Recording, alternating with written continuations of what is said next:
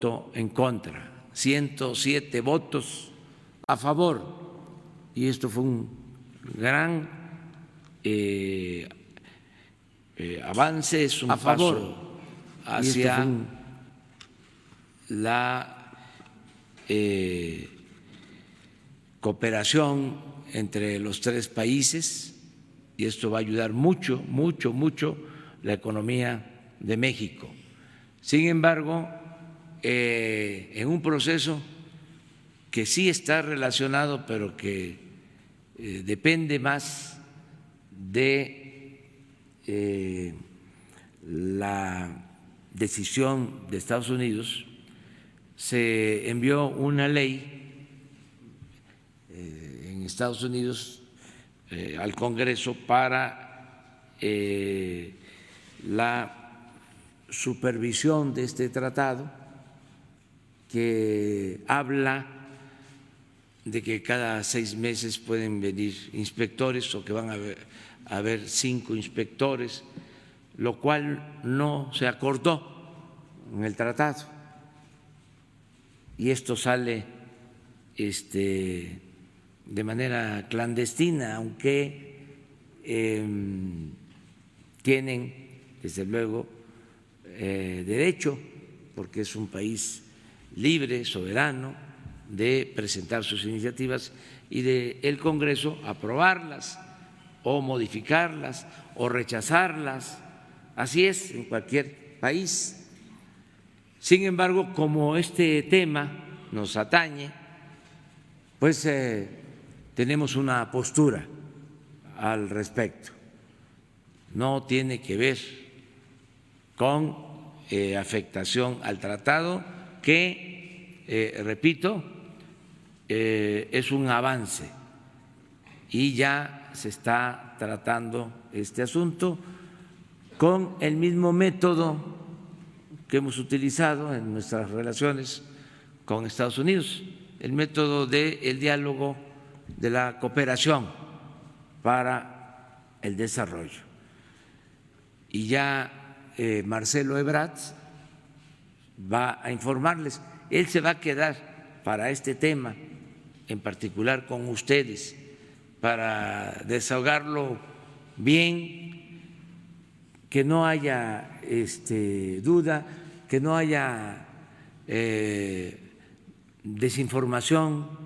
Ayer leía yo a un columnista, o antier, de estos que están ahora muy nerviosos, tensos, porque estuvieron involucrados en los asuntos de García Luna o están implicados porque fueron partícipes. Entonces se aventó una columna hablando de que habíamos engañado con el tratado y que ahora estaba saliendo de que habíamos mentido. Entonces, es muy importante informar, porque pues hay muchos que están ahora muy nerviosos, no sé qué les está pasando, y no queremos que se malinterpreten las cosas. Y a todos los que están involucrados en el asunto de García Luna, una recomendación respetuosa es que se serenen, que se tranquilicen, que el que nada debe, nada teme, y también que cooperen o que expliquen. Es de sabios cambiar de opinión y aceptar si hubieron errores y rectificar y no caer en la autocomplacencia. Y todos nos equivocamos, somos seres humanos, Y si se trata de asuntos judiciales, en Estados Unidos hasta reducen penas si se cuentan las cosas. Entonces, hay manera de que todo esto se ventile sin ningún problema y que estemos tranquilos. Nosotros no vamos aquí a iniciar procesos, ya lo dije y lo repito, no me gusta hacer leña del árbol caído y esperar a que las investigaciones avancen. Nosotros lo que vamos a hacer es, en este caso, cooperar. Toda la información que nos soliciten se va a entregar, pero no iniciar nosotros investigaciones para que no se malinterprete, que no se vaya a decir o a pensar siquiera que es una represalia. Lo único que estamos dando a conocer, lo hicimos público y ya lo hemos hecho en lo interno, estamos pidiendo que en las dependencias del gobierno federal que no trabajen gente que pueda estar implicada con este caso. Así como no podemos ensañarnos o promover un ambiente de linchamiento político, tampoco sudar calenturas ajenas, que cada quien asuma su responsabilidad. Muy bien, entonces empezamos con Ricardo. Señor presidente, buenos días a todos y a todas ustedes. ¿Quién es quién en los combustibles? En la gasolina regular, el precio más alto con el margen más alto lo encontramos en la gasolinera El Ganadero, en La Paz, Baja California, 21.89 por litro, con un margen de 3.47 por litro. Como verán, pues los ganaderos son ellos, así ganan bastante. En la gasolina regular, la más económica, Costco Gas en Centro Tabasco, 17 pesos con 81 centavos por litro, un margen de 21 centavos, ahí se puede ver claramente la diferencia. Servicios Hermanos Aldama, el precio y el margen más alto en la gasolina premium, 22 pesos 24 centavos por litro, con un margen de 4 pesos 75 centavos.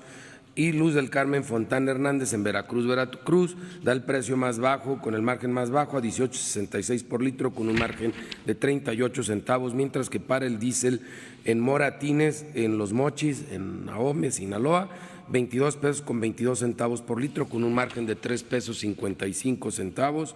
Y operadora tabasqueña, Edmagra, en Centro Tabasco es la más económica, 19.78 por litro, con un margen de 30 centavos, muy similar a lo largo de noviembre y este mes de diciembre. Chevron, Redco, Arco, las marcas con los precios más altos, y Golf, Fulgas y Lagas, los que presentan los precios más económicos como marca.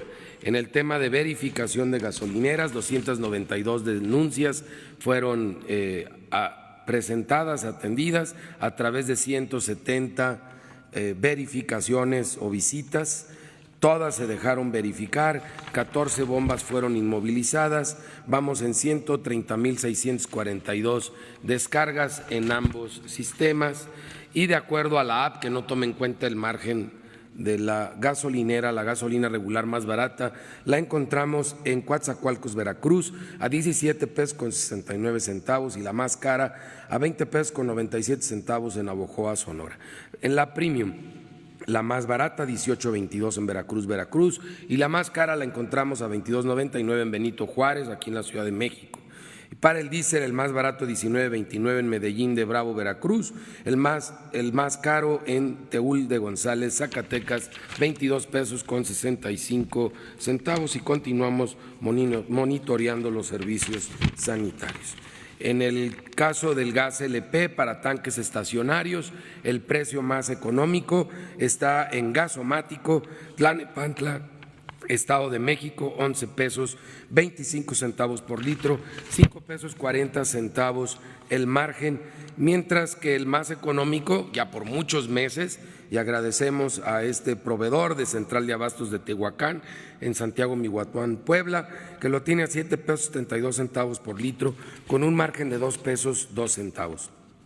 Para cilindros, en Gasomático, Tlalnepantla, también tienen el más caro aquí en el Estado de México, 20 pesos con 83 centavos por kilo, 9 pesos 53 centavos de margen, y el más económico, gas del trópico en Salina Cruz, Oaxaca, 15 pesos 42 centavos por kilo, con un margen de 3 pesos 98 centavos. En el tema de verificación a las estaciones de servicio, en esta semana que concluyó realizamos 22 verificaciones, 7 salieron con infracciones, inmovilizamos 10 de 131 básculas, 2 de 4 vehículos y 1 de 16 autotanques. También en 7 lotes con 522 cilindros encontramos 20 con problemas, que es el 4%, afortunadamente solo 6, el 1%, con problemas que ponen en riesgo la seguridad del consumidor, y los invitamos a que le piensen bien si le quieren comprar a Gas Ideal de Alemán, en Miguel Alemán, Tamaulipas, que en Gas LP no permitió la verificación. Muchas gracias. Bueno, vamos con los videos sobre el avance en las obras, en el caso de… Hoy es viernes. Vamos a hacer el reporte de esta semana. Estamos haciendo la revisión con el director del IMP, el director de proyectos de Pemex, todos los ingenieros que nos están ayudando. Va el reporte.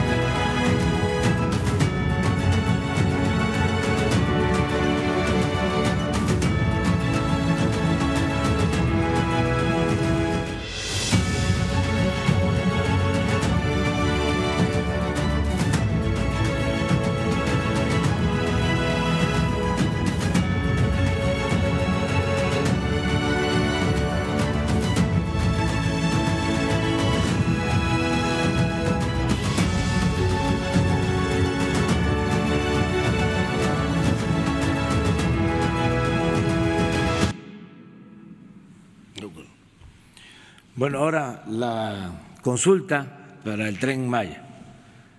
Empezamos.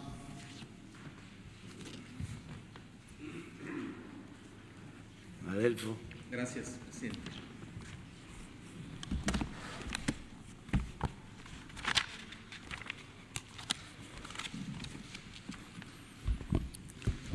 Maguepe Mguktejkech, con su veña, señor presidente.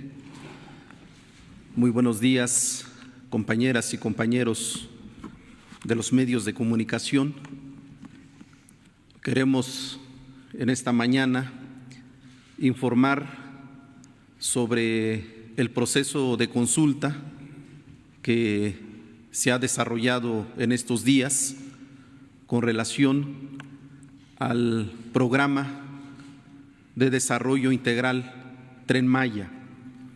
Y en este sentido vamos a dar la información en primer término sobre la cuestión de la consulta indígena, que como fue debidamente informado a cada uno de ustedes, el día 15 de noviembre se emitió el protocolo y la convocatoria correspondiente para realizar esta consulta a un universo de aproximadamente 1.400 comunidades indígenas que están ubicadas en el trayecto de este importante proyecto. Nos estamos refiriendo a comunidades indígenas del pueblo maya, del pueblo chol, del pueblo tzotzil y del pueblo tzeltal, entre otros que también por diversas razones han emigrado al sureste y a la península de Yucatán.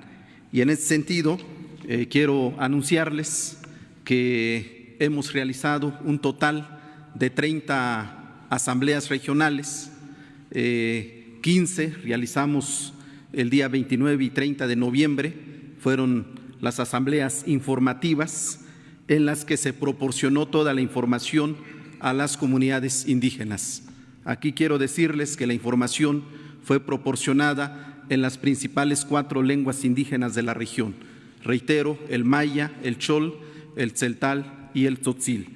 En estas 15 asambleas regionales informativas participaron alrededor de 4.800 autoridades y representantes de nuestros pueblos, de nuestras comunidades, de 1.078 comunidades indígenas. Estamos hablando de que hubo una participación de alrededor del 75% de las comunidades convocadas. Y el propósito de estas 15 asambleas informativas fue proporcionar toda la información sobre este proyecto, de modo que nuestras autoridades pudieran tener todos los elementos para tomar una decisión libre y sobre la base de sus prioridades y sus derechos.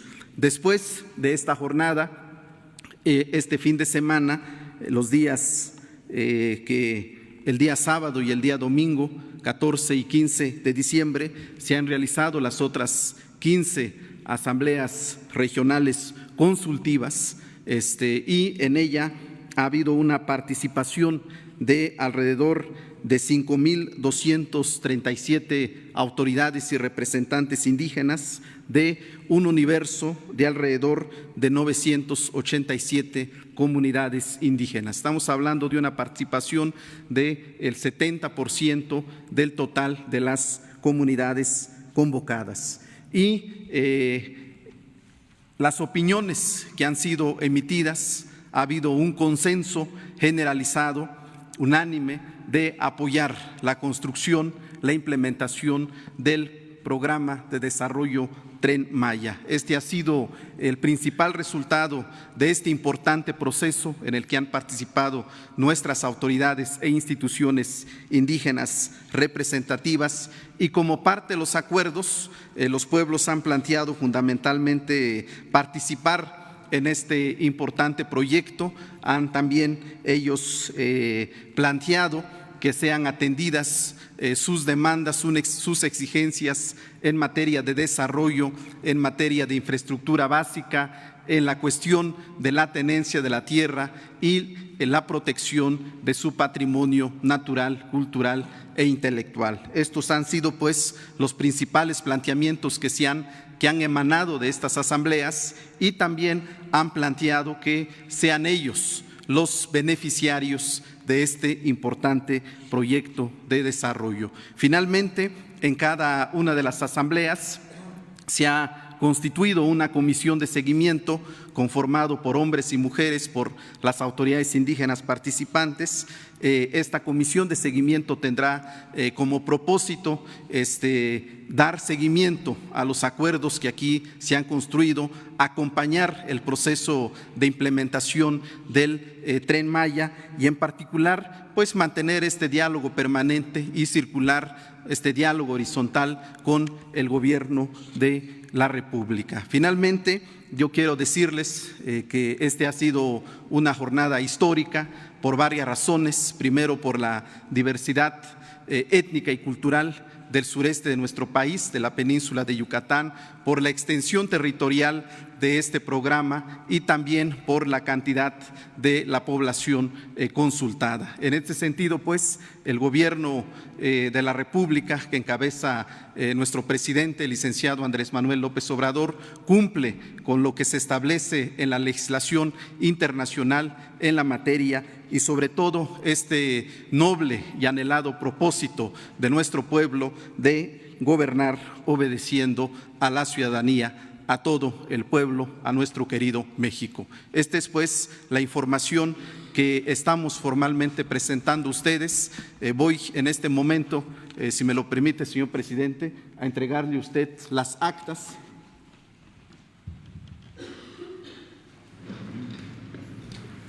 Son las 15 actas de las asambleas regionales informativas, donde consta pues los acuerdos de nuestros pueblos, de nuestras comunidades, y estas son las 15 actas de las asambleas regionales consultivas. Aquí en este documento consta la voluntad de nuestras comunidades, de nuestros pueblos, de apoyar la implementación de este importante programa y los acuerdos y conclusiones que se han tenido en cada una de las asambleas. Muchas gracias.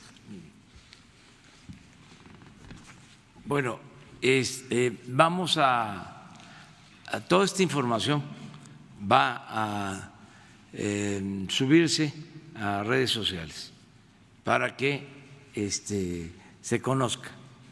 Vamos a abrir una página especial. ¿Ya se tiene? Sí, para que se tenga toda la información sobre esto, todo eso que me están entregando ahora. Y la subsecretaria de Gobernación, Diana Álvarez, va a informarles sobre la consulta que se hizo en los municipios por donde pasa el tren o donde va a pasar el Tren Maya. Gracias, señor presidente. Con su permiso. Buenos días a todas y todos. Pues, como ya comentó el compañero Adelfo, paralelamente a estas consultas indígenas se decidió también el día domingo 15, el día de ayer, llevar a cabo un ejercicio participativo para escuchar a todos los habitantes mayores de edad que estuvieran interesados en emitir su opinión por donde pasa el trazo de este tren. Estamos hablando de 84 municipios, que son 9 municipios en Campeche, 4 en Chiapas, 10 en Quintana Roo, 3 en Tabasco y 58 en Yucatán. En esos 84 municipios se previó que se establecieran 269 mesas y esas 269 mesas estuvieron abiertas de 8 de la mañana a 18 horas. Fue una jornada muy positiva, trascendió en paz, no hubo ningún tipo de incidente, hubo mucho entusiasmo de parte de las poblaciones de estos 5 estados. Se previó una mesa por cada 7,500 habitantes mayores a 18 años que pudieran desde luego votar y mostrar su credencial de elector, que era el requisito para poder emitir su opinión. Y también se puso una mesa en aquellas poblaciones que tuvieran menos de 7,500 habitantes mayores a 18 años para que pudieran votar. Se utilizó también tinta indeleble y hubo nada más un municipio en Yucatán en donde había 2 mesas contiguas, pero por la afluencia se determinó que solamente se requería una, que fue en el caso de Chichimilpa. En ese caso únicamente se montó una de las mesas. Y los resultados los tenemos aquí a la vista, como podrán ustedes ver, de las 268 mesas que al final se montaron, eliminando esta última que les comenté, tenemos que 93,142 mexicanos votaron por el sí, esto es el 92,3%, y por el no 7,517, equivalente al 7,4% por el no. Nulos fueron 281, que equivalen al 0,3%, con una participación total de 100,940. Si pasamos a la siguiente lámina, podemos ver más o menos cómo está desagregada esta información. En el caso de Campeche fueron 54 mesas, 96,3% por el sí, 3,4% por el no, 0,3% nulos, con una participación de 34,651. En el caso de Chiapas fueron 19 mesas, 97,2% por el sí, 2,5% por el no, 0,4% nulos, un total de 8,249. La que sigue, en el caso de Quintana Roo fueron 67 mesas, 85,2% por el sí, 14,6% por el no y 1,2% nulos, para un total de participación de 27,303. Tabasco fueron 16 mesas, el 99,1% emitió el voto por el sí, el 0,6% por el no, 0,3% nulos y una participación de 13,197.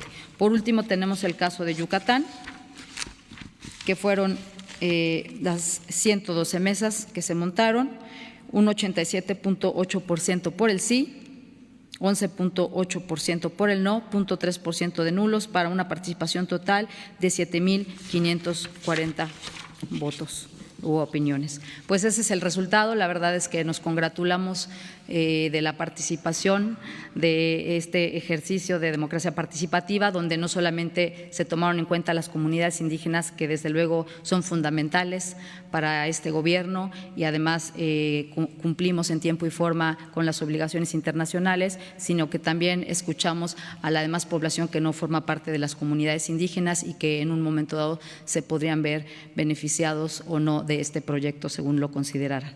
Ese es el reporte el día de hoy. Muchas gracias a todos. Gracias, presidente.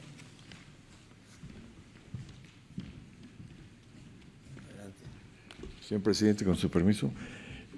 Buenos días, señores. Nada más anunciarles que a partir de este importante evento que hubo este fin de semana en el sureste, que confirma el apoyo, amplio apoyo que tiene este proyecto, y se está planteando, como ustedes saben, que ya recibimos lo que es el resultado de la ingeniería básica del proyecto, y iniciaremos los trabajos ya de licitación. La primera licitación es sobre el Tren Maya, se lanzarán la primera semana de enero y esperamos estar procesando sobre, obviamente esto implica las zonas donde ya existe vía, las zonas más accesibles del proyecto, y iremos desarrollando las siguientes propuestas para que tengamos ya inicios de obras finales de marzo, principios de abril, y este proceso de licitación se convocará a todos los grandes empresarios de la construcción en México para que vayamos haciendo real esta propuesta. Y con esto yo creo que se inicia ya todo un proceso ya de echar a andar el Tren Maya con esta confirmación del apoyo de la región. Muy amables. Bueno, pues ya vamos a poder, como aquí lo ha dicho Rogelio Jiménez Pons, que es el director de Fonatur, es la institución encargada de la construcción del Tren Maya, Fonatur. Y la primera semana de enero ya se lanza la licitación en los tramos donde ya existe ingeniería básica. Estamos hablando de alrededor de 800 kilómetros que van a empezar ya. Esto es al mismo tiempo un llamado a las empresas para que se vayan preparando. No sé si tienen el plano del tren para que Rogelio nos explique cuáles serían los tramos iniciales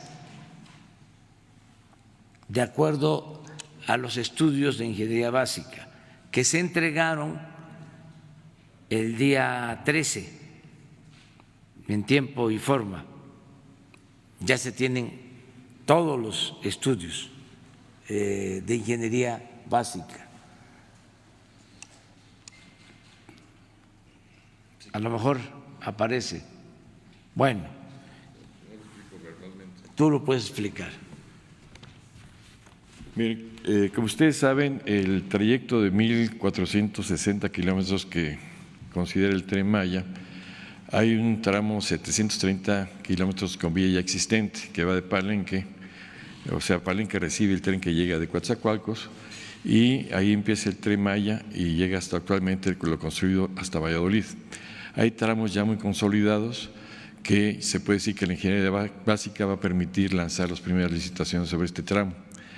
Hay un tramo también, si puedes mandar uno más atrás, porque esos son los ejidos donde pasa el Tren Maya. Esos son los municipios donde esto tuvo que ver mucho con la consulta. Gracias. Y si hay otro plano, está estrictamente la ruta, las fases de la ruta. Bueno, aquí como les comentaba, en la parte inferior izquierda es Palenque, es todo este tramo, posiblemente iniciemos las partes más sencillas, es a partir de Escárcega hacia todo el territorio campechano, esta parte de Mérida hasta Izamal. Aquí hay un tramo ya estudiado, por uno de los concesionarios de la carretera. Y sobre todo, que es todo esto, existe también un proyecto ejecutivo que se hizo desde la administración pasada de este otro tramo y en la actualidad tenemos una propuesta no solicitada que ya lleva un desarrollo muy avanzado del tramo Cancún-Tulum. Les anticipo que lo que es la línea Cancún-Tulum, Tulum-Mérida, está considerada para doble vía por condiciones de mercado, de acuerdo a los estudios, es donde existe mayor demanda. Esta parte es la primera fase que se va a licitar. Estamos en proceso de generar ya las ingenierías de detalle, va más adelante, se va a convocar a estas ingenierías de lo que va de Tulum hacia Chetumal y Chetumal-Escárcega, que esto está, si bien hay datos ya de ingeniería básica, pero se necesita ya desarrollo de proyecto ejecutivo que se tendrá que licitar también, esta parte aquí abajo. Pero está susceptible ahorita de entrar todo lo que es esta licitación, lanzarla a la brevedad. Y lo iremos obviamente por tramos. Empezamos la primera semana, cuando decidiremos sobre esta zona, qué tramo irá inicialmente. Eso es a grandes rasgos la propuesta. También decirles que ya contamos con el presupuesto, alrededor de 120,000 millones de pesos. Ya tenemos seguros alrededor de 60,000 por los ingresos que se obtienen por el cobro de impuestos a turistas. Ese dinero, no lo olvidemos, se usaba para supuestamente promover el turismo y se demostró que no se le daba ese uso. La mayor parte de ese dinero se utilizaba para publicidad del gobierno, para pagar publicidad a empresas informativas o de comunicación.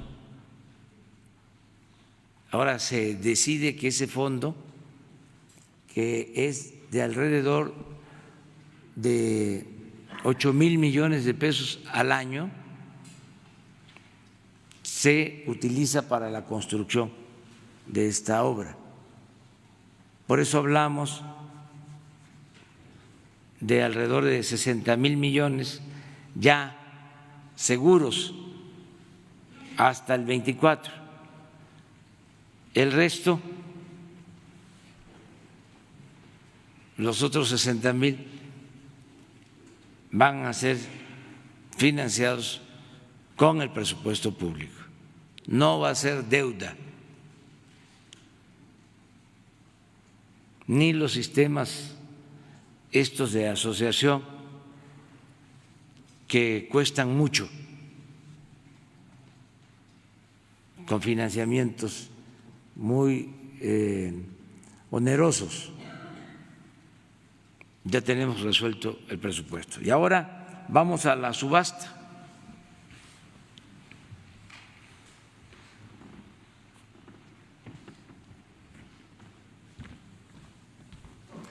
Con su permiso, señor presidente, muy buenos días a todos. Vamos a dar a conocer los principales resultados de la subasta que se registró el pasado sábado y domingo en el Centro Cultural Los Pinos.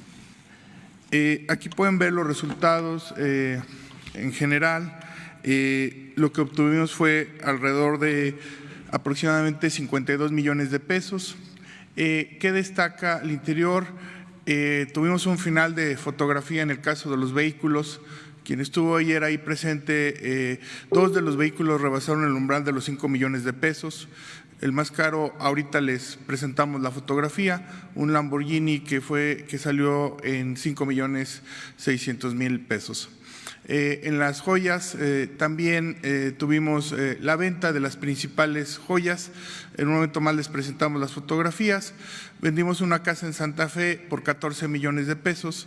Si a esto le sumamos a 2 aeronaves que los gobiernos de los estados mostraron su interés y los estamos comercializando con ellos, estaríamos hablando de una cifra de aproximadamente 80 millones de pesos.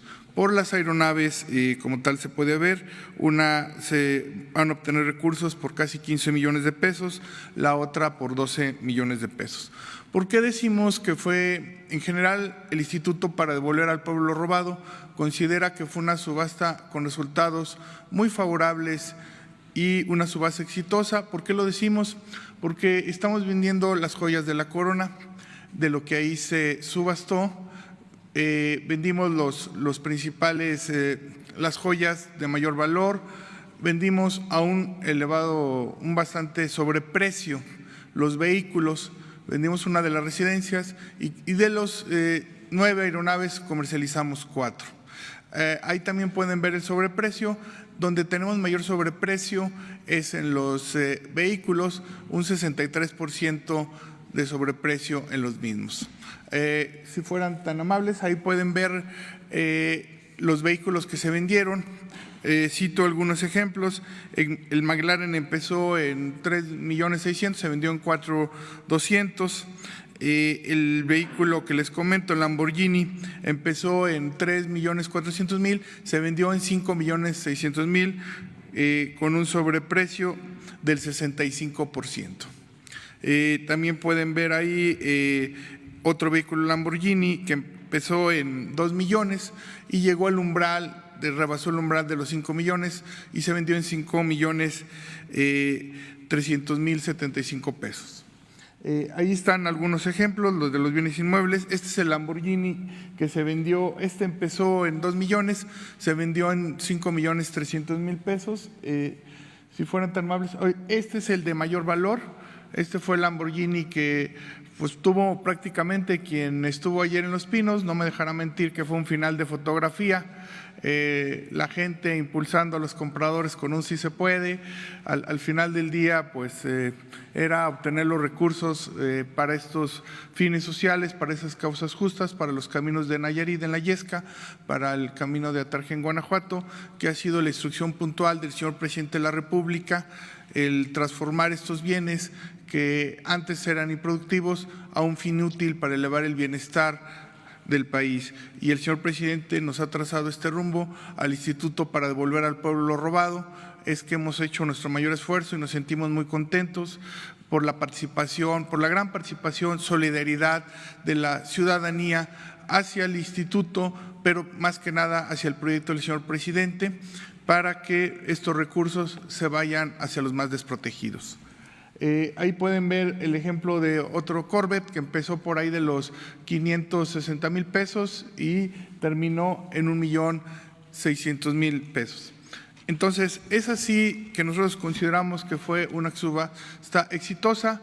Se vendieron las joyas de la corona en joyería, que destaca, vendimos un Piaget en alrededor de 1,5 millones de pesos, un Cartier Tank en alrededor de 440,000 pesos y también un Rolex en más de 200,000 pesos. Esto en términos de joyería. Repito lo de la casa en Santa Fe en más de 14 millones de pesos, y estos vehículos que eran de bastante lujo, pues los estamos transformando en recursos productivos bajo la instrucción del señor presidente de la República. Es así como el Instituto para el Pueblo, para devolver al pueblo lo robado, cumple con esta sexta subasta y sobre todo con el mandato que nos ha dado el señor presidente. Es cuanto, muchas gracias. Bueno, cuando esté el camino a la Yesca, a ver si el que compró el carro más costoso va de visita, porque se lo van a agradecer bastante, independientemente de que pues es un carro de lujo, tiene un fin social, que eso es lo más importante. Lo mismo, no sé si están las joyas, habían quedado pendientes algunas joyas en subastas anteriores y ahora se vendieron. El que compró este reloj, pues ese sí no puede ir a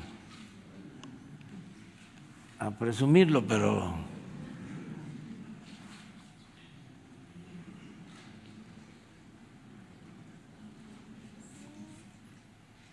este también se vendió.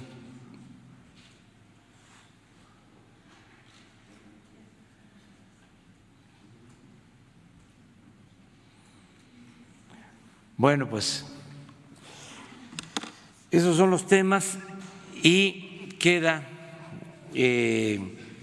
pendiente el del tratado, pero si les parece, porque bueno, yo ya se me terminó mi tiempo, si no, no llego al aeropuerto y no me esperan, porque soy como cualquier usuario y tengo que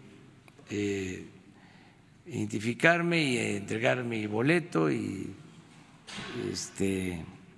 embarcarme, ingresar al avión, y tenemos ese compromiso en Monterrey. Mañana vamos a informar sobre seguridad, mañana amplia, todo lo que se está diciendo, se está haciendo. Viene el gabinete de seguridad ante ustedes a comparecer.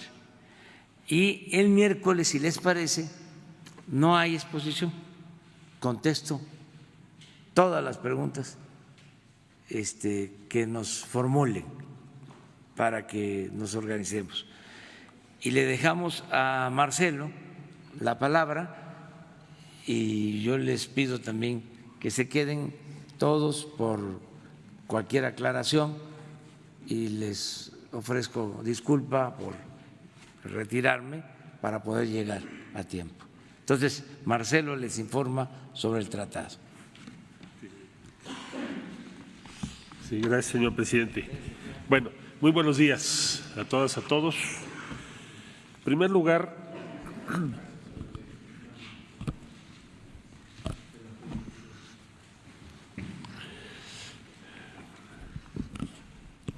comentarles sobre el protocolo que aquí conocemos como tratado, que se firmó la semana pasada aquí en Palacio Nacional, ese está intacto. Ese fue enviado 100% en los mismos términos que aquí se firmó. No tiene letras chiquitas, paréntesis, adendums, nada. El texto que se firmó, igualito, se ha llevado por parte de las autoridades norteamericanas ante su Congreso. Bueno, pero entonces, ¿cuál es el debate? El debate está en lo siguiente. El sistema norteamericano, jurídico norteamericano, y por decisiones políticas propias que les corresponden a ellos, todas las normas que tienen que ver con la implementación de ese tratado las meten en una sola iniciativa con muchos capítulos. Las normas internas, que no son producto de una negociación entre los tres países. A diferencia nuestra, nosotros mandamos, como ustedes saben, a consideración del Senado, el protocolo modificatorio, es decir, lo que conocemos como tratado. No se han trabajado en el mismo momento todas las disposiciones legales que podríamos o deberíamos de cambiar. Son dos sistemas diferentes. Trato de ejemplificar esto que estoy diciendo. Como resultado principalísimo del tratado que se firmó, México va a contar ahora con un sistema de solución de controversias con Estados Unidos que no ha funcionado en los últimos 26 años, que se llaman paneles. Oiga, me preguntarán ustedes por qué son tan importantes los paneles para solucionar las controversias con Estados Unidos. Bueno, porque ya no hay paneles, ni siquiera en la Organización Mundial del Comercio. Si tú tienes una diferencia con Estados Unidos hoy, es asimetría unilateral. Acero, tomate, atún, aguacate, el que ustedes quieran. Es cuando Estados Unidos considera que para sus intereses hay que tomar una medida contra algo o imponer un arancel contra cualquier producto o en general, y lo hemos vivido muy recientemente, no hay medio de defensa más que la negociación directa, siempre asimétrica. ¿Por qué? Porque su economía es más grande que la nuestra. Ahora vamos a pasar a un sistema nuevo en donde todas las controversias se van a ir a paneles.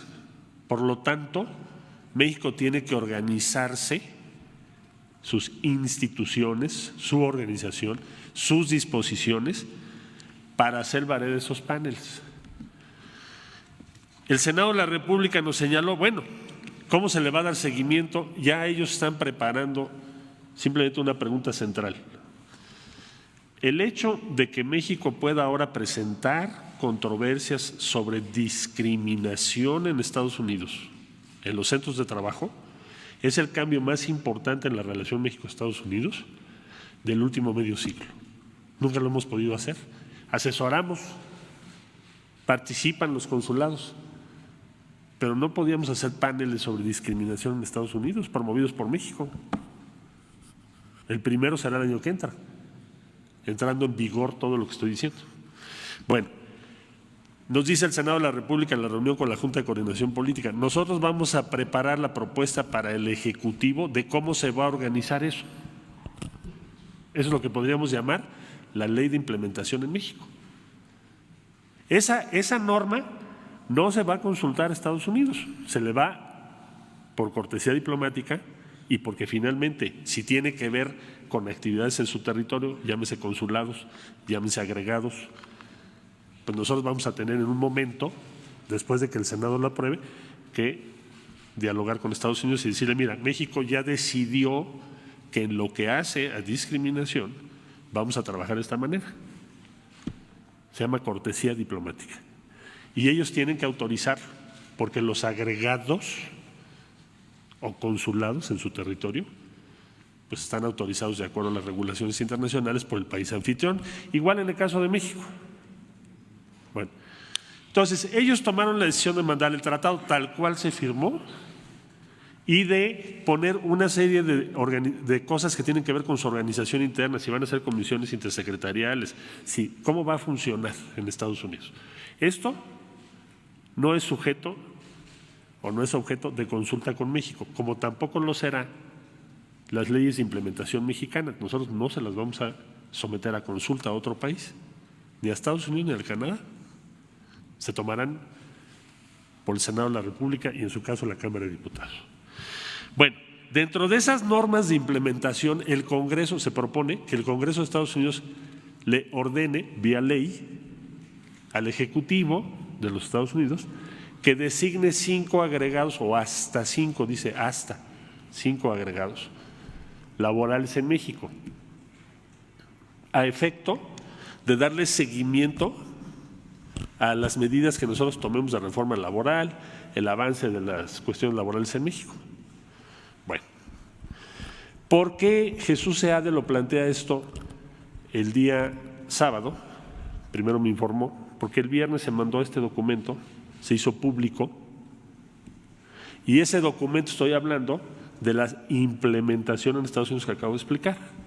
Entonces, ¿por qué lo plantea? Bueno, por 2 razones, una de fondo y una de forma.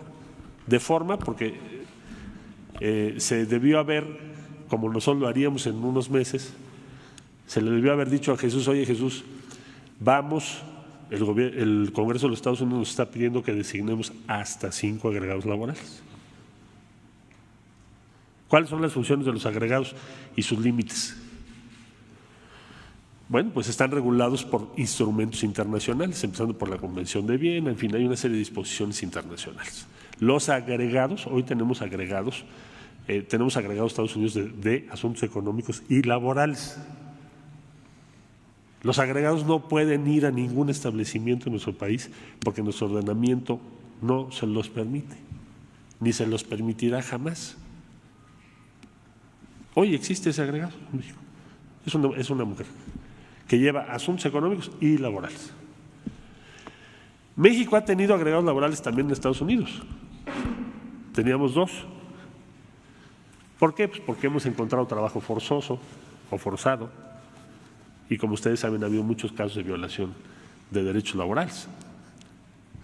Pero los agregados no tienen potestades para ir a ningún establecimiento, ni pueden sustituir ni hacer nada que no les autorice el gobierno anfitrión.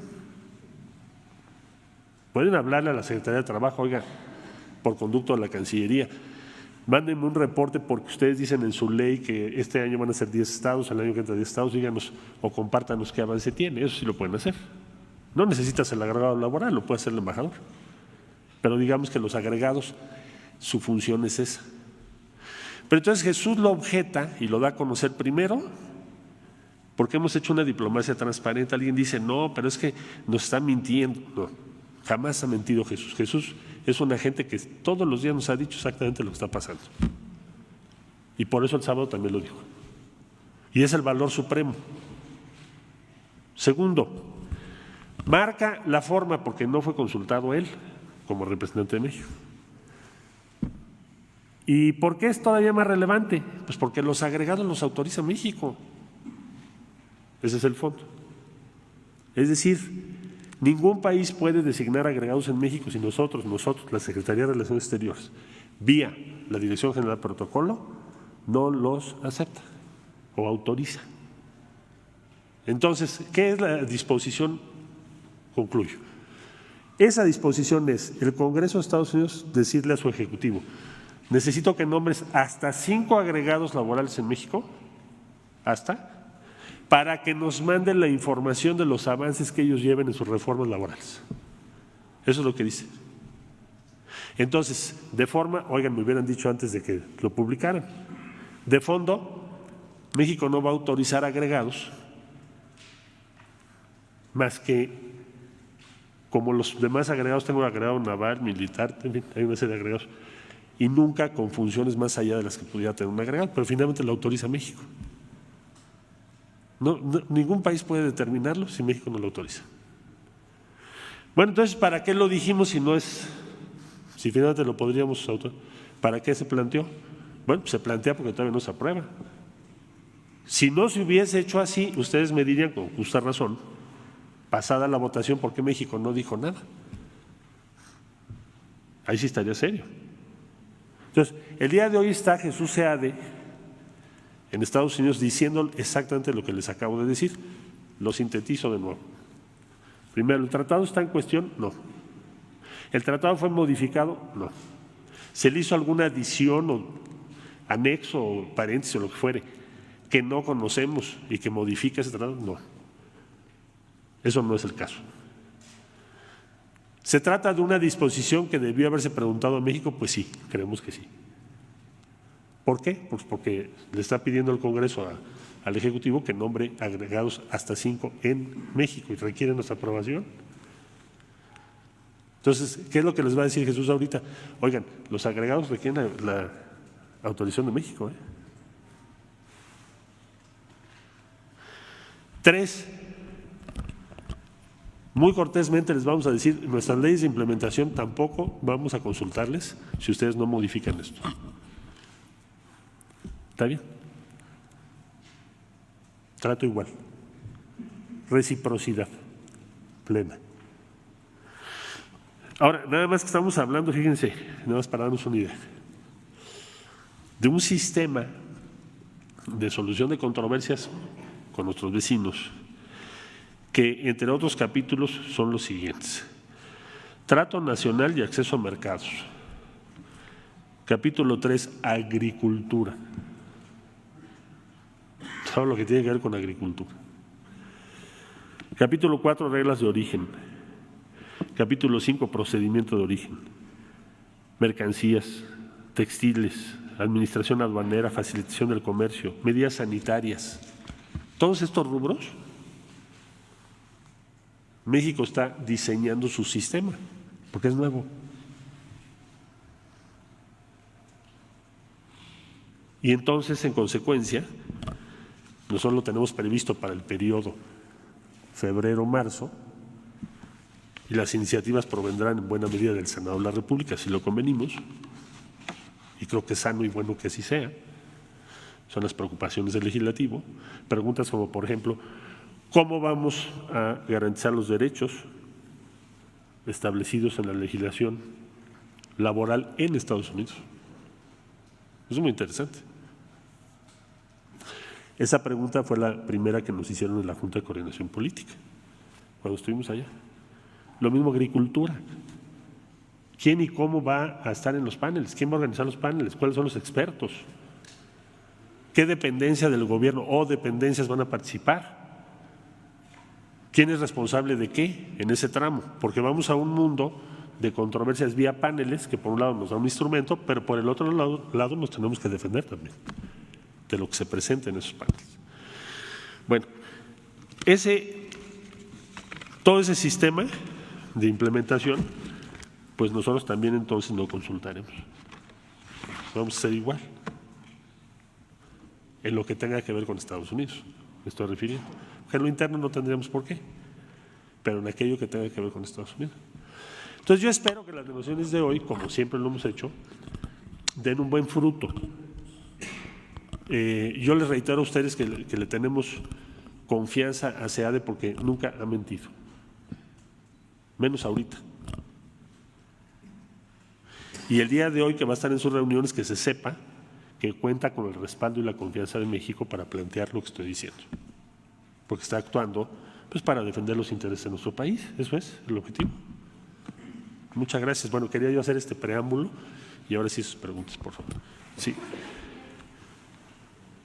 Gracias, Estefano Ochoa de ADN 40. Saber si esta decisión que tomó Estados Unidos de manera unilateral podría representar incluso que México pusiera alguna queja ante alguna organización internacional ante esta situación. No, porque todavía, en primer lugar, todavía no se autoriza, es decir, es una iniciativa de ley. En segundo lugar, es una medida de carácter interno. Es decir, hazte cuenta, vamos a suponer, voy a pensar en voz alta, que el Senado de la República nos diga en febrero, cuando presenten sus iniciativas, que México tiene que designar, voy a suponer, 50 agregados en materia laboral porque tenemos 50 consulados. ¿Está bien? Pues eso me lo ordena el Senado. Acto seguido, aprobada esa ley, yo tendría que hablar con Estados Unidos, Departamento de Estado, con mi homólogo, para decirle, oye, tengo de parte del Senado de la República pues, que cumplir con esto, son 50 agregados, por fijar una cifra, uno por cada consulado, para conocer de violaciones a los derechos de trabajadores, aunque no sean mexicanos, ojo, porque la aplicación de los paneles no es solamente por nacionalidad, porque si así fuere, no se aplica. Nosotros no tenemos trabajadores norteamericanos, son pocos, sí tenemos, pero no tantos. En cambio, nosotros allá tenemos muchísimos. Entonces, para contestar tu pregunta, en ese caso no habría materia para un organismo internacional. Simplemente Estados Unidos me diría, bueno, Estados Unidos considera que en este momento te voy a autorizar 5 u 8 y el año que entra vemos otros 8. Eso es muy discrecional para cada gobierno. Entonces no habría materia. ¿Y no retrocede la ratificación? No.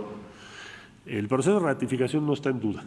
Lo que estoy hablando ahorita es lo que tiene que ver con implementación y cada país tiene su margen para organizarse como quiera. Sí.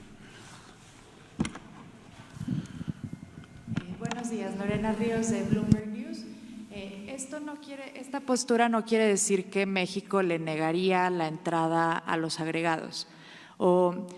Tenemos entendido que México puede decidir qué agregados entrarían al país, pero sí se respetaría la llegada de los agregados, ¿o cómo funcionaría? Bueno, yo voy a esperar a la reunión hoy de Jesús Seade, pero lo que digo es que de acuerdo a las convenciones vigentes, un país no puede designar agregados en otro si no tiene la autorización del país anfitrión. Ese es el punto central. Vamos a ver qué ocurre en el Congreso, porque además, fíjense, es Cámara de Representantes, luego sigue el Senado. Entonces, lo que quisimos es plantear esto antes de que se dé su proceso legislativo, ¿no? Que lo sepan y transmitirles esta posición. Sí, por favor. Entonces, México, ¿qué no está dispuesto a aceptar con estos agregados que se están dando a conocer? ¿Cuál es el límite de México entonces? El límite de México es que no aceptaremos ninguna persona, funcionario de otro país, que pretenda hacer labores que excedan las que están establecidas en la ley. Es decir, un agregado en México, no tienen que nombrar 5 agregados, la verdad tienen muchos agregados en México. Estados Unidos es el país que tiene más agregados en México, autorizados por la ley mexicana. Y es natural, hay una relación muy compleja con Estados Unidos. Ninguno de ellos está en este momento haciendo inspecciones a nada que la autoridad mexicana no autorice. Voy a ir al caso extremo. Recuerde usted, cuando en el caso Levarón invitamos al FBI, estuvo el FBI en México, con un protocolo FBI Fiscalía General de la República, todas las acciones que tomaron en México para coadyuvar en la investigación de este asunto, que está en la investigación, fueron autorizadas por la Fiscalía General de la República. No lo pueden hacer unilateralmente. Eso es lo que quiero aclarar, precisar. Sí, gracias. Por favor. Buen día, Dalila Escobar de Atiempo.tv. Preguntarle, ¿México no previó este escenario en el que Estados Unidos, mediante el recurso de una legislación interna, uno de recursos internos con agregados laborales, pudiera incluir y aferrarse a estos inspectores laborales? Bueno, entras en una especulación. Nosotros estuvimos en una batalla de meses, conocíamos, por supuesto, diferentes tipos de propuestas, y se negaron todas. Por eso se estableció un sistema de paneles. Simple y llanamente lo que te diré es esto: para implementación, por eso nos esperamos a febrero. O sea, la estrategia mexicana no fue pasar el tratado y todas las disposiciones correlativas, porque tenemos que ver el proceso en Estados Unidos y en Canadá, y por eso no se cerró todo. Simplemente te decía yo ahorita, nosotros tenemos 50 consulados.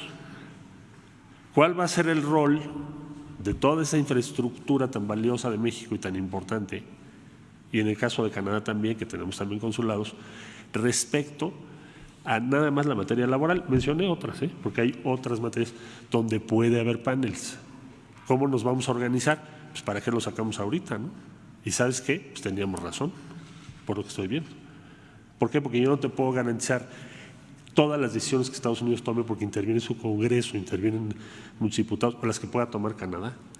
Entonces, con las leyes de implementación mexicana, las separamos del tratado para llevarlas al final, por eso. Sí.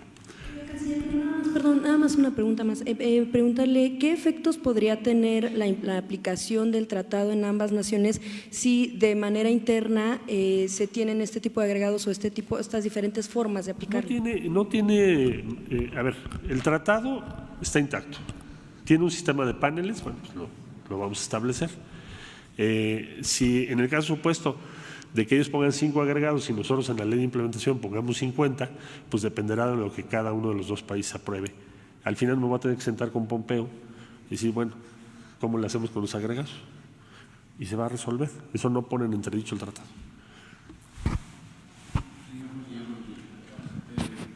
Perdón. Carlos Cabeza, del Diario de Nuevo Laredo.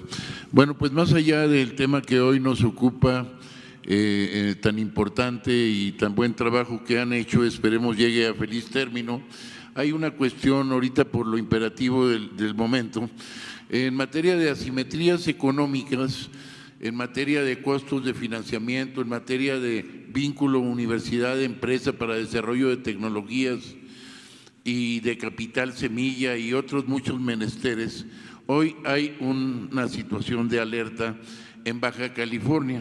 Tenemos el caso, no es inherente a lo suyo, pero sí hay una vertiente muy importante que es el gran equipo que tiene Relaciones Exteriores, puede llevar a cabo actividades de fomento económico que pudieran detonar proyectos estratégicos acá.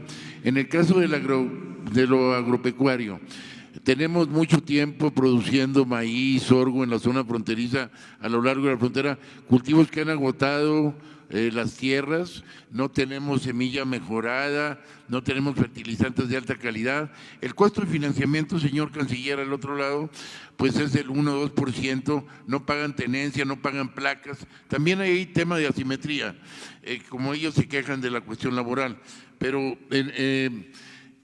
en materia de aquí, digamos que es 11 a 16%. Hay un problema serio de cartera vencida en financiera de desarrollo rural, en la financiera rural, y afecta al Valle de Mexicali, valle que tiene un gran potencial. En Higo, por ejemplo, que tiene una gran rentabilidad, no para Estados Unidos, para Hong Kong, para China, con alto costo. Y bueno, es el tema que quería nada más llamar su atención y sobre todo las autoridades, porque hoy se vence el plazo y quedan, no les están dando oportunidad de refinanciar con un nuevo préstamo. Entonces están atoradas miles de familias a lo largo y ancho de la frontera México-Estados Unidos en el sector agropecuario. ¿Es cuánto, señor? Gracias. No, muchas gracias. Bueno, ahí lo que diría es que una de las cosas importantes que vendrá con la negociación que se hizo es el fondeo a NatBank, que es el Banco de Desarrollo de Norteamérica, que como se dijo ya no tuvo los fondos necesarios, ahora los va a tener. Entonces tiene que ver con créditos para infraestructura, para igualar la infraestructura a la frontera norte con Estados Unidos, o reducir la diferencia tan grande que hay en infraestructura. Y también otra parte que tiene que ver con créditos, posiblemente actividades productivas. Vamos a ver hasta dónde podemos llegar. Es un buen avance ese. Sí, por favor. Buenos días, canciller. Lidia Arista, de Grupo Expansión. Pues quisiera preguntarle, ¿México no se siente engañado con esta iniciativa de Estados Unidos? Esto por un lado, y si ya hoy con esta visita del subsecretario se tendría una respuesta o tendríamos que esperar a la próxima semana. Y perdón, si me permite, en otro tema, Genaro García Luna ya solicitó la ayuda consular, por favor. No que yo sepa. Mire, estos son métodos de negociación. Cada país trata de avanzar sus puntos. Y como le vuelvo a repetir, no nos sentimos engañados porque el tratado ha sido respetado como está firmado. Si fuera otra cosa lo diríamos, estaríamos en otra circunstancia. Bueno, vamos a ver hoy cómo nos va en las reuniones, tendrá que ser muy pronto. Yo se los comunicaré con mucho gusto, por favor. Buenos días, secretario. Buenos días, compañeras, compañeros. Mi nombre es Héctor Tlatempa y represento al medio informativo Puntos Suspensivos Radio, Puntos Suspensivos Comunicación. Secretario Marcelo Ebrard, hace un mes aproximadamente, aquí en esta conferencia de prensa, le exponía al señor presidente un tema con respecto a la política exterior. Le planteo, el 18 de abril del año pasado se aprobó una reforma a la Ley del Servicio Exterior, misma que entró en vigor al día siguiente, con la que, según dijeron el expresidente en ese tiempo Peña Nieto y Luis Videgaray, el Estado cumpliría con dar una vida digna a los jubilados del servicio, una tarea pendiente que aprobaron y que consistía en un equivalente al 50% de la que concede el ISSSTE a quienes ya están pensionados y del 100% a los que se jubilen en el futuro. Bueno, ya pasaron 1 año, 8 meses de esto y hasta ahora, no obstante las gestiones que realizan los jubilados ante las autoridades de Hacienda, de Relaciones Exteriores, nada han recibido. Incluso se han dirigido ya al presidente para que disponga que estas dependencias procedan a realizar el pago de la ayuda. Como usted sabe, el Servicio Exterior en el retiro recibe las pensiones más bajas entre los servicios de la Seguridad Nacional. Secretario Marcelo, ¿qué respuesta nos podría dar con este tema? Sí, tienes razón, se tiene que cumplir, es un tema de recursos, pero yo espero que el año entrante lo cumplamos por todas las vías que podamos, porque afortunadamente no es un monto tan cuantioso por la dimensión que tiene el Servicio Exterior Mexicano. Es un servicio muy competente, pero no muy grande en número de personas. Entonces espero que para 2020 ya lo podamos cumplir cabalmente como lo dispone la ley. A usted. Dos últimas, usted.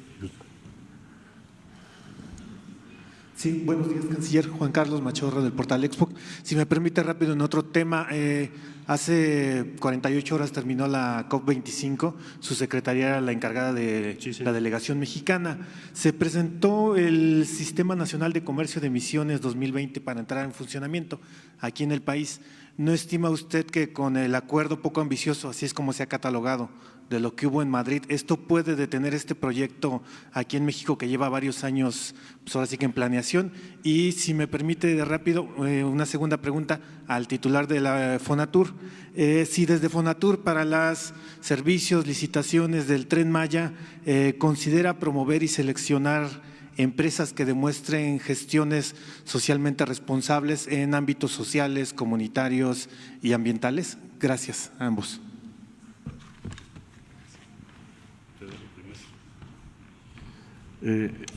Como ustedes saben, hay una serie de requisitos para poder licitar en términos técnicos y económicos por los montos que van a ser este tipo de… Y también hay un rubro en términos de responsabilidad social. Sí tienen que tener ese tipo de características las empresas que vamos a convocar. Evidentemente también en los contratos viene una serie de aspectos que vamos a tratar de incidir para el trato correcto a subcontratistas, a proveedores locales, en fin, dar una escala también de garantizar que hay un impacto económico de estos grandes contratos en las economías locales. Es algo que ahorita estamos tratando de diseñar para que tengan los mejores efectos, para que no se queden ahora así que los locales sin participar y tener los beneficios de este tipo de acciones. Gracias. Bueno, en la COP25 lo que hicimos fue ratificar los compromisos de México ya asumidos y tendremos que presentar a partir del mes de marzo del 2020 cuáles van a ser las metas ajustadas hacia arriba, más ambiciosas. O sea, vamos a seguir en esa dirección y principalmente lo que se mostró ahora en la COP, me parece a mí, es la mayoría de los países del mundo están ratificando o ampliando sus compromisos. Yo no tendría una visión pesimista, yo más bien diría que, contrario a lo que se esperaba, si te pones a revisar lo que cada país dijo, pues tenemos un avance significativo desde el punto de vista de que están ratificando o ampliando sus metas. Claro que nos faltan los países más importantes en su contribución al calentamiento global todavía, pero el resto del mundo está en un compromiso mayoritario para acelerar las acciones y reducir los impactos del cambio climático. Por favor. Secretario de Relaciones Exteriores, Carlos Pozos, reportero de Petróleo y Energía.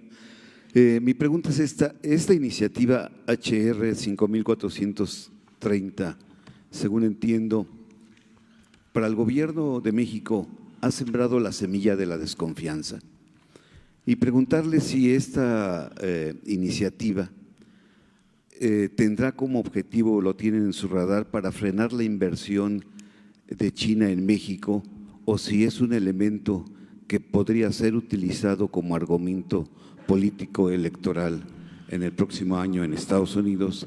Y si me permite una pregunta sobre el Tren Maya, para quien quiera responderla, si esta votación deja zanjado el problema con el Ejército Zapatista.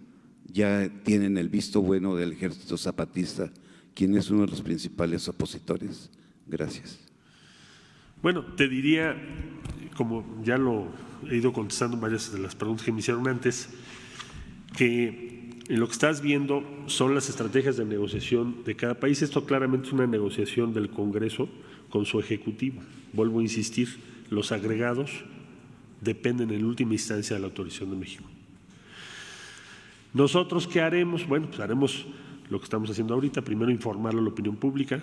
Segundo, presentarse en Washington para decir, oigan, hay este problema de forma y de fondo. Y tercero, pues preparar nuestras medidas de implementación, como el Senado lo planteó en aquella ocasión que estuvimos ahí, para proteger y estar presente con eficacia en esos paneles y los derechos que ahora nos confiere ese sistema de paneles, que están en esta ley que estás comentando. Entonces, simple y llanamente así actuaremos para defender los intereses de México, con prudencia, con sensatez, pero estamos siendo transparentes y queremos ser eficaces. Muchas gracias. No sé si quieras decir algo sobre lo del Tren Maya.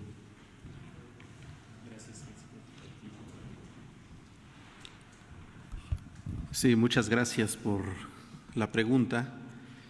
Y pues solo quisiera reiterar lo que en otras ocasiones ha dicho aquí el señor presidente de la República, de que pues este gobierno, en este proceso en particular, hemos escuchado todas las voces, todas las opiniones, todos los puntos de vista.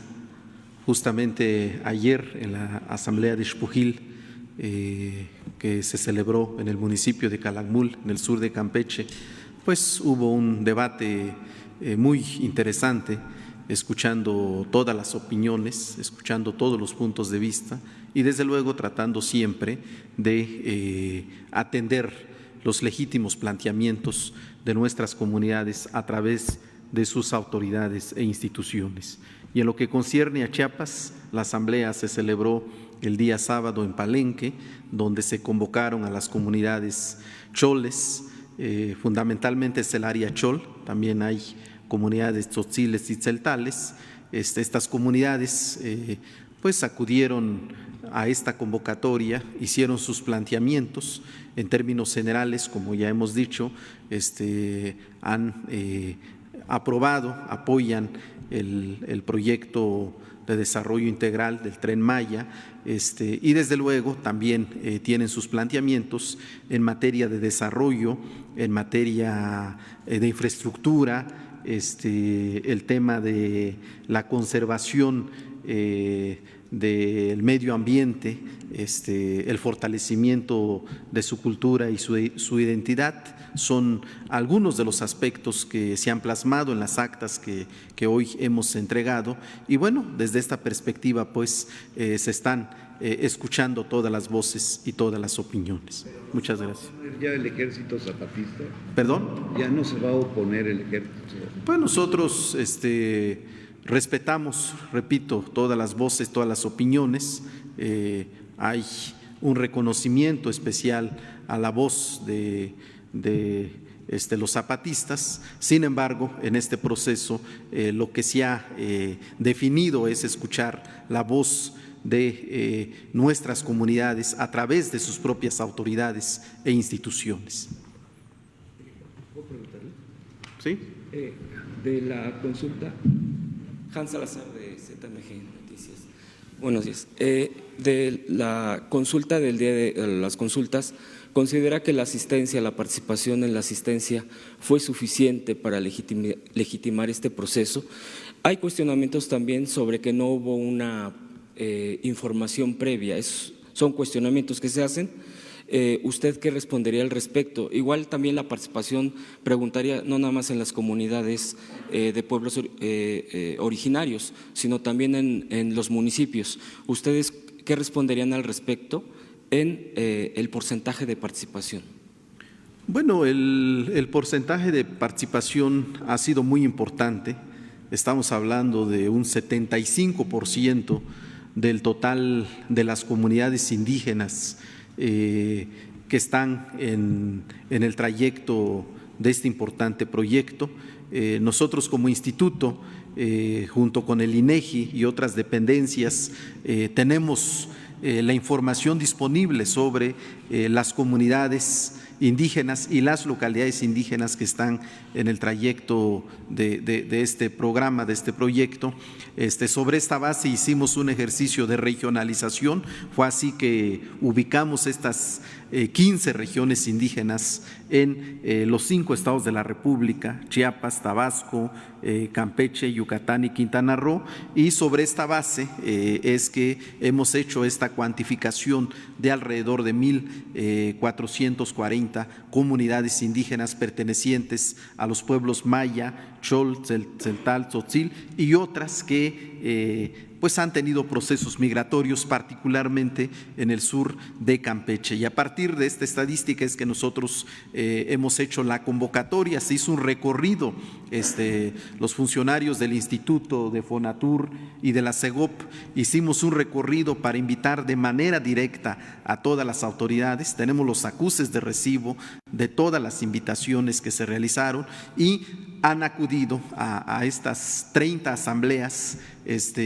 pues una representación muy importante de un porcentaje del 75% del total de las comunidades ubicadas en el trayecto y convocadas a este proceso. Creo que es un dato para nosotros muy importante, porque cumple con el principio democrático por lo menos del 50% más uno. Estamos muy arriba y esto también demuestra el interés de nuestras comunidades por participar en este proceso. Y con relación al tema de la información, pues también se ha dado toda la información disponible con relación al proyecto. Nosotros hemos procurado que esta información también esté en lenguas indígenas. Pudimos traducir no solo la convocatoria y el protocolo de consulta, sino también la información que nos proporcionó Fonatur sobre el programa. Se tradujo al maya, al chol, al tzeltal y al tzotzil.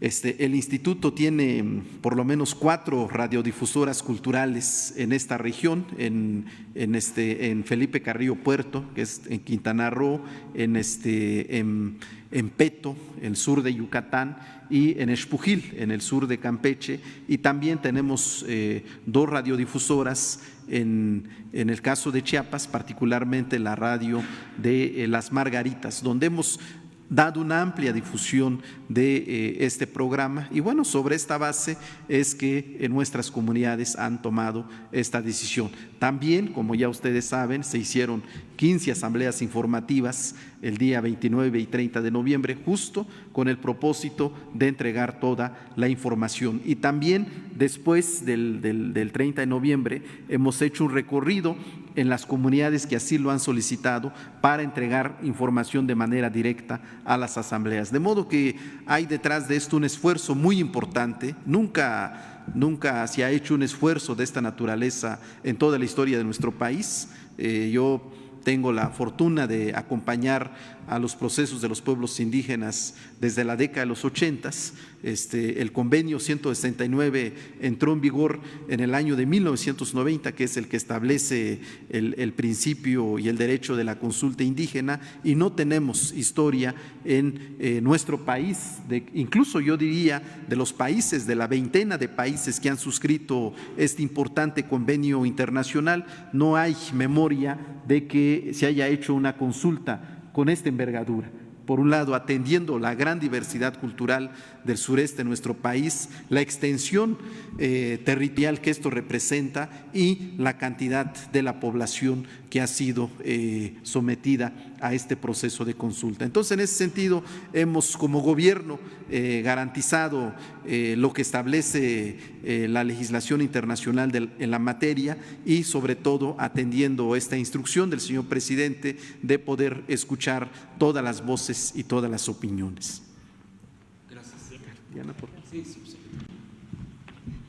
Sí, con respecto al ejercicio participativo, también como lo hemos comentado en ocasiones anteriores, lo importante, como comenta el compañero Adelfo Regino, es se dio toda la información, hubo brigadas informativas suficientes en todos los diferentes municipios donde se llevó a cabo este ejercicio, hubo suficientes mesas de votación, no faltaron boletas para que se emitiera esta opinión y nos parece que se legitima puesto que este ejercicio de democracia convoca a todo aquel que esté interesado y les ha llegado esta información, así es que asiste el que se autoelige porque tiene una opinión ya sea a favor o en contra. En ese sentido, pues dado que está abierta la oportunidad a cualquier mexicano o mexicana dentro de esa zona que pudiera haber alguna afectación o algún beneficio, consideramos que en ese sentido se legitima. No podemos obligar a los ciudadanos a acudir a emitir su opinión.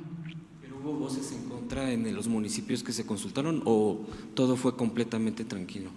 Fue muy tranquilo, no hubo voces en contra, lo que sí desde luego hubo inquietudes, que es lo que comenta nuestro compañero Adelfo, sobre todo en las asambleas de indígenas, en donde establecieron una serie de temáticas que se tienen que considerar y que forman parte de este proyecto de desarrollo del Tren Maya, que no solamente implicará el Tren Maya, sino el hecho de que podamos desarrollar juntos con las comunidades una planeación estratégica para su desarrollo territorial y desde luego considerando esas cosas que a ellos les inquietan, sus necesidades también más imperantes. En ese sentido, trajeron ellos cuando tuvieron toda la fase deliberativa lo que consideraron dentro de cada una de las comunidades, que es lo que querían hacer patente con el gobierno federal, pero con una aprobación de este proyecto. Gracias. Gracias. Bueno, ¿sobre el Tren Maya? Fonatur también. Ya cerré yo. A ver, vamos a hacer una cosa, porque si no, no nos vamos a ir todo el día. Vamos a hacer 3 preguntas, 1, 2, 3. Y al final dejo la tuya, que es Relaciones Exteriores. 1, 2, 3, por favor. Buenos días, Lourdes Piñasoria de Abarlovento Informa, contra viento y marea. Para Fonatur, son 120,000 millones de pesos lo que se tiene previsto que se va a invertir en el Tren Maya. Esto depende del derecho de no residente, del impuesto que pagan los turistas. Si hay una crisis en materia turística y a nivel mundial, como se prevé para los próximos años, va a descender la llegada de turistas a nivel mundial. Y en México recibirá menos, por lo tanto estos 20,000 millones de pesos están blindados económicamente para la construcción del Tren Maya. Pues mire, la cuestión es, esos escenarios no están considerados ese tipo de vicisitudes. La Secretaría de Hacienda tendrá que tomar las medidas correspondientes. Yo creo que el compromiso, ya que se inicia una obra, es continuarla, buscar las alternativas. Evidentemente, en un proceso, ustedes recordarán que originalmente se había analizado la posibilidad de hacer una serie de APPs para realizarlo. Se vio los costos financieros que esto implicaba, la deuda que, aunque se queda como deuda soberana, seguía siendo deuda. El presidente de la República no quiere dejar deudas ni tampoco compromisos, pagos extraordinarios en este tipo de factores, pero si hubiese necesidad de un escenario negativo, yo creo que habría condiciones para buscar alternativas de alguna forma para lograr.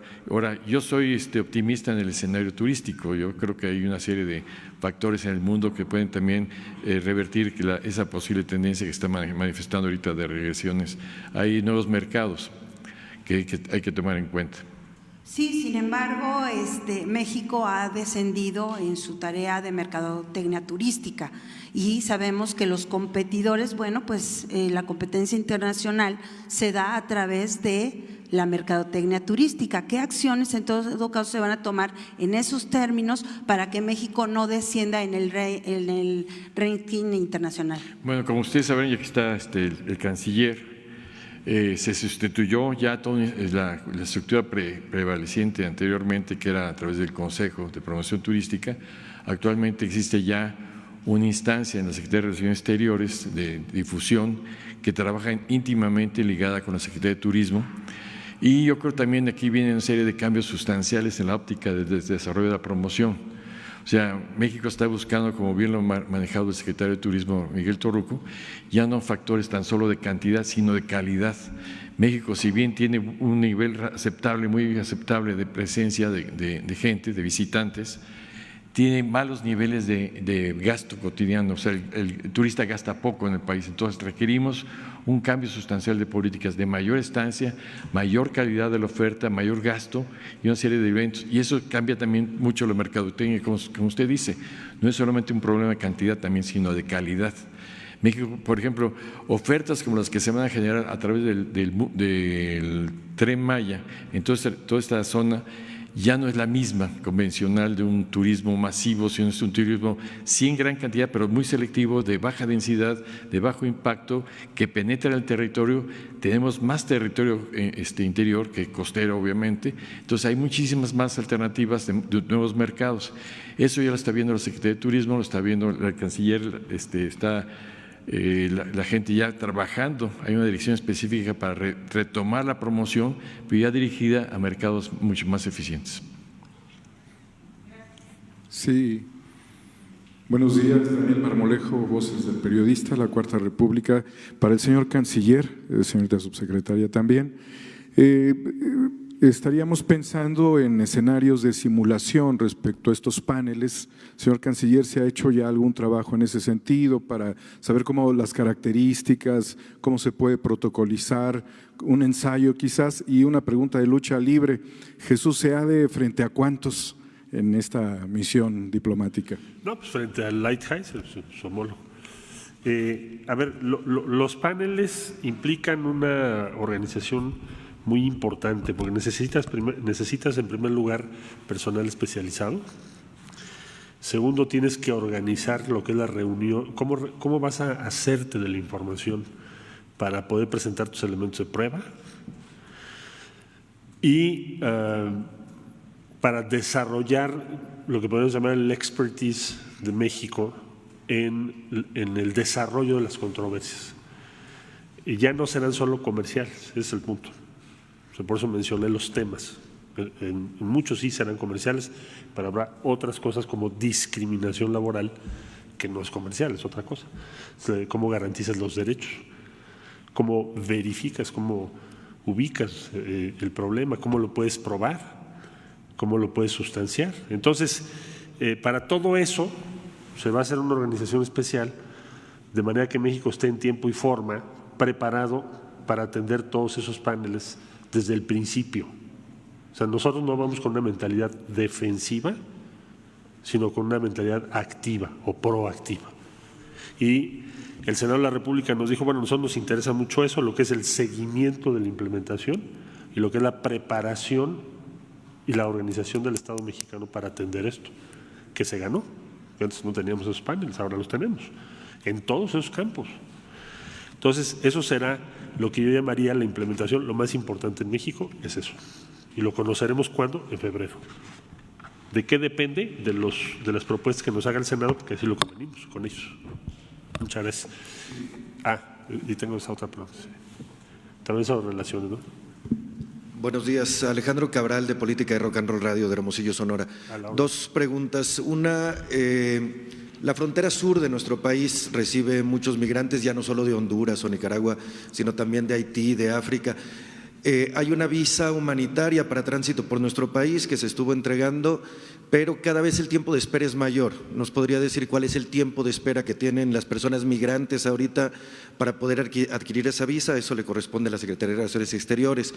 Y por otro lado, en el caso del Tratado de Libre Comercio, de este tratado del TEMEC, la minería canadiense ha estado presente en nuestro territorio, en Sonora. Venimos de un estado en donde la minería contaminó el río, 9 municipios, y además la minería canadiense también ha derramado sustancias tóxicas en nuestro estado y además ha abusado terriblemente del territorio.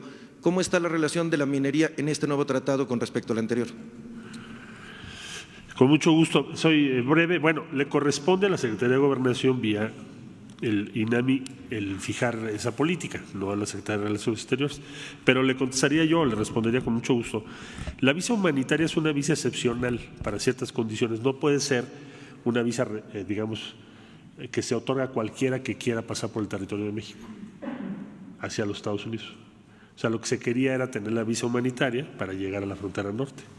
Entonces, no, la visa humanitaria tiene otros fines, tiene otro objetivo, y es precisamente como su nombre lo dice, en condiciones cuando está alguien en peligro grave, le das la visa humanitaria, pero es una excepción, no puede ser la norma. En el caso de la minería, pues básicamente lo que te va a llevar esto es a homologar los requerimientos laborales y ambientales a toda la minería establecida en nuestro territorio. Es decir, todas las actividades de minería en México van a tener que cumplir las normas laborales y ambientales que tienen en Canadá, para el caso de las canadienses. Y si no lo hacen, ¿qué puedes hacer? Pues entre otras cosas los paneles. Tienes todos los instrumentos locales, legales, pero si lo necesitaras hacer de otra manera, pues tienes los paneles. Ya decidiremos si lo llevamos a cabo o no, pero tienes esa posibilidad. Muchas gracias a todos. Yo creo que cerraríamos ya el… Ya. Muchas gracias.